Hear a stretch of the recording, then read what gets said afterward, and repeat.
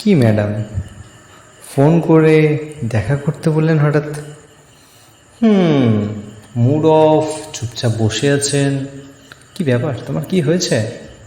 কিছু বলছো না যে? এতক্ষণ হয়ে গেল বসে আছো, মুড অফ, কোনো কিছুই যে বলছো না। কি হয়েছে? আচ্ছা, বুঝতে পেরেছে। আসলে তোমার মনের কথা তো আমি বুঝে যাই।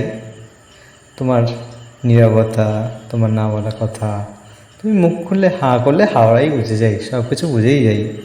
বুঝতে পেরেছি।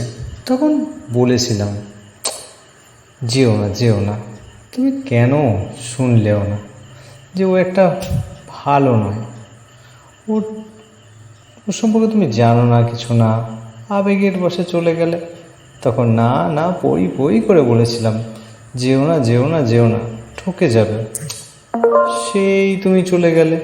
যা, আমার কথা তো শুনলে না, আবার আমার কথা তো শুনলে আমার সঙ্গে ঝগড়া করলে।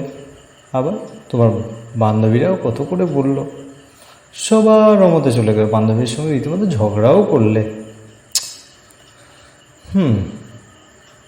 কাঁদছো, বুঝতে পেরেছি।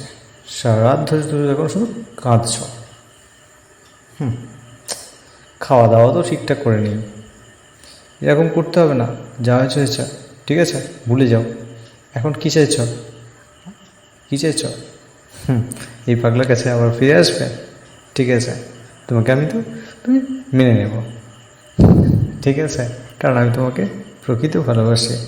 তুমি গেলেও আমি জানি পোষা পাখি সে খাঁচা ছেড়ে চলে গেলেও সে আবার ফিরে চলে আসবে। ঠিক আছে, তুমি যতবার যাবে ততবারই তোমাকে আমি নিয়ে নেব। চল পাগলি, খেয়ে নিবি, চ চ।